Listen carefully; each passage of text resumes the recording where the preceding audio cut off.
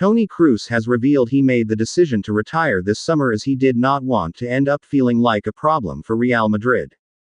Toni Kroos has revealed he made the decision to retire this summer as he did not want to end up feeling like a problem for Real Madrid.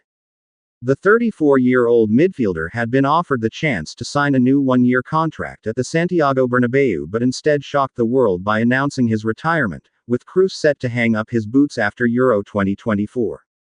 On his podcast, Einfach mal Lupen, Kroos confessed that he had been considering retirement last summer but wanted another chance to end his career on a high note. Anyone who has listened carefully to me in recent years will have heard me say at some point that the only option for me is to finish my career at Real Madrid, he said.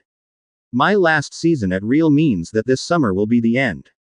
Even outside of sports, I think it was probably the most difficult decision of my life. Thank God I haven't had to make a more difficult decision in my private life. To start football at the age of 6 and manage it to a certain extent until you are 34, it is a very, very serious decision if football has always been at the center of your life. That is why it is not so easy. I was already a little bit at the point of making this decision a year ago. So it was already made. But I had also been thinking about it for a long time. In retrospect, I have to say that it was the right decision to continue another year, because things have really turned out as I hoped. I stayed healthy, it wasn't too much for my body, it was another full season without injuries. Plus, I had a lot of fun in most of the games, I managed to maintain my level and we were successful as a team. That's always a big goal when you think about retiring, that you want to retire successfully. Even before the Champions League final, I can say that it has been a successful season. Now, it seems like the perfect time. I never wanted to have the feeling that the club, the fans and the people around me had to tell me, it's over, at the end, or that I would end up sitting here on the bench for another 2 or 3 years. That, in some ways, wouldn't be worthy of a career, so I'm glad, happy and a little proud that I was able to avoid all those things. It's a nice feeling. Kroos went on to thank those who have paid tribute to his career, including teammate Luka Modric, and offered his appreciation to Real Madrid for giving him the time to make this decision. Since last year, and now with the various projects that I have built and am building on the side, I can perfectly imagine life without football, he explained. That does not mean that I will not miss it, but I will miss it if I leave now, in a year or in 5 years.